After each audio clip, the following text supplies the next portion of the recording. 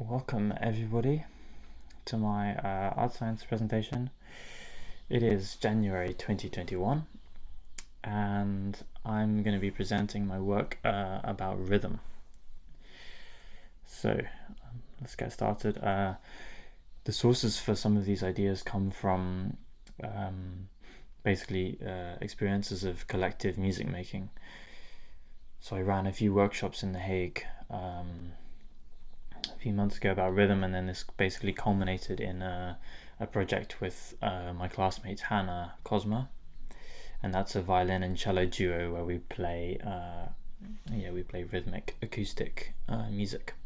And many of the ideas which I'm going to present now have their kind of origins in that project. So the first kind of approach which I took to rhythm was tapping. I made a DIY tapping device, which you can see here. And then I tapped I tried to express myself through this device when listening to sounds. So music, field recordings, live musical performances, and also performances in the city where I'm going out and or just listening to the sounds of the city and trying to find things to tap to. And what I ended up was this piece which is called Caesuras, and I'm just going to play you a little snippet of that now.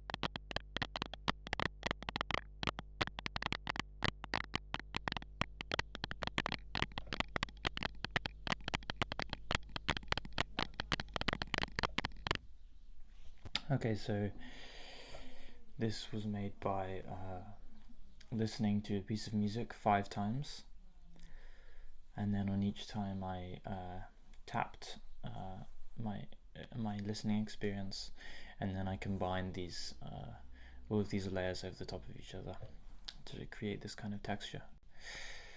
And then I was quite happy actually that that there was movement which kind of string the whole thing together, because to do an accurate tap you have to use your whole body. So actually during these listenings I was moving, I was dancing in my room, and then one of the feedbacks when I showed this piece to other people was that in some senses it was danceable, or at least the movement maybe which was involved in the recording process was coming across as well. So I was super happy about that. And actually I'm going to go on straight away to continue this focus on movement, and that's approaching rhythm basically through instruments. So I was playing with cello, as I've already mentioned, but also metronomes, bells, moving my arms to see what the possibilities of that are. And what I found out was that it becomes very interesting when things these multiple cycles interacting. So the recording I'm going to play you now is a cello recording in which a rubber band is tied. One end is tied to my cello bow and the other end is tied to the hand which I use to play the notes. So it's these two things which are usually a little bit more separate when you're playing, and they start to actually interact with each other. So I'm going to play a little snippet of that.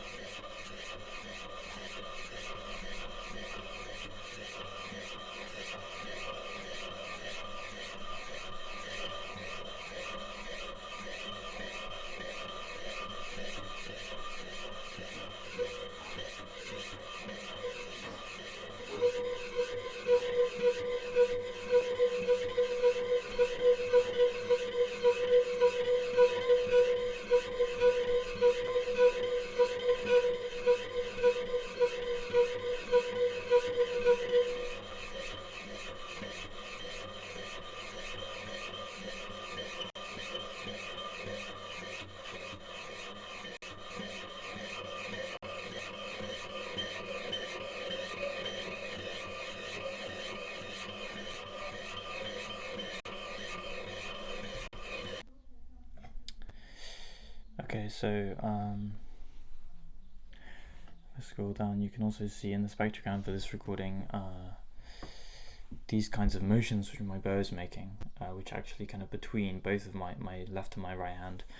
You can also see them on the graph.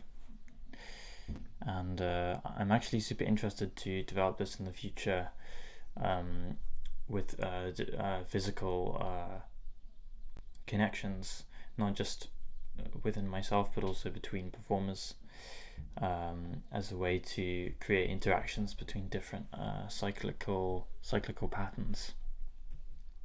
I want to keep going actually and move on to the final sort of approach to rhythms, which is through analysis and computation. So I have one of these recordings which Hannah and I played a sort of small live performance with violin and cello, and I wanted to understand them more. But the cycles which I'm interested in are actually quite low frequency. So they're like 1 cycle a second or 2 cycles a second. And this is not something which gets picked up on a normal graph, a Fourier graph, like I showed above. So the way I started with this was actually by moving to the music. I want to play you just a video of me doing this.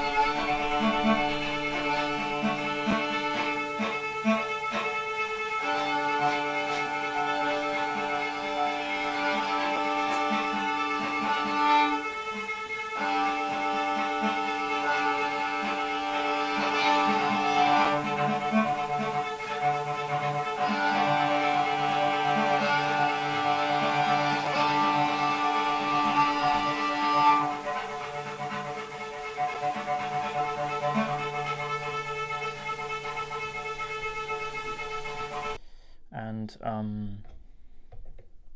so here I'm trying to almost like extract what I'm feeling with my body, feeling in these patterns, somehow extract them from the sound so that I can look at them more clearly in some sort of computational way.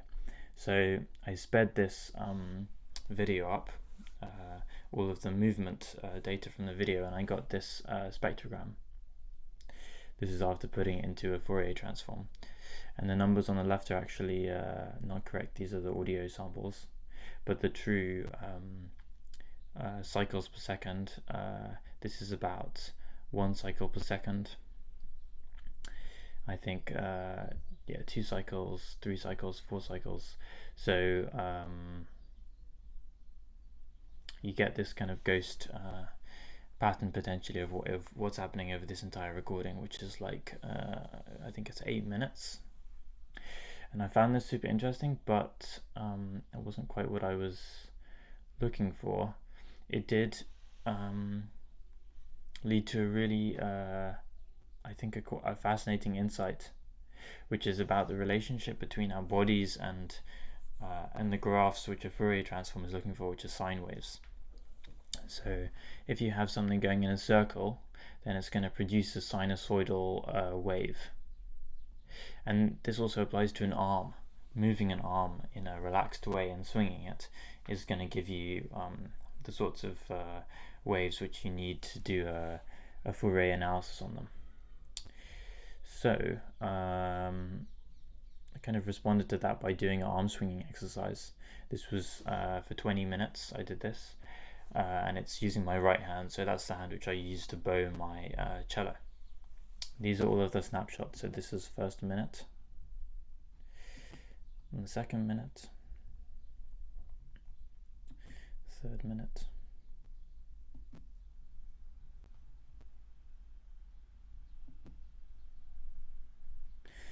and it was also a process of physical experimentation, because I'd never done an arm swinging exercise for this long before. So there's quite a lot of variation actually in my movement, as I'm basically trying to find the most relaxed way in order to swing my arm like this. So that's the 20th minute. It goes through quite a lot of iterations. So I did exactly the same process with this as I did with the other video. I took the movement, the difference between each frame, and then I sped it up, and then I graphed it using the Fourier transform. And this is actually what I got. So here the numbers on the side are actually, they're still audio samples. Sorry, they're still frequencies in audio time, but this is the true time related to the movement is about 1.3 hertz for this main line, and 1 hertz is a kind of around here, and this is about 2, 3, 4, 5. So actually you can see quite clearly the frequency of my arm swing going from about 1.3 down to kind of like 0.8 or 0.9 hertz over the 20 minutes. And wow, yeah, this is the last slide which I have, and this is basically where I got to in my research. So it made me really question, okay, well, I've kind of got a frequency breakdown now of a movement, but there's still a lot which I need to understand about this. For instance, these things which look like harmonics, but I don't really have any kind of reason for them. There's also these kinds of vertical lines here and these horizontal lines here in the graph. So that's with the graphing, and also with the previous kinds of approaches. I really, yeah, I'm looking at maybe sort of expanding the to duo or trio performances with these cycles which interact with each other physically through some sort of physical medium like elastic or something, and then also finding new ways to explore the tapping in my practice. That's all I've got for now, so thank you very much for listening. Bye.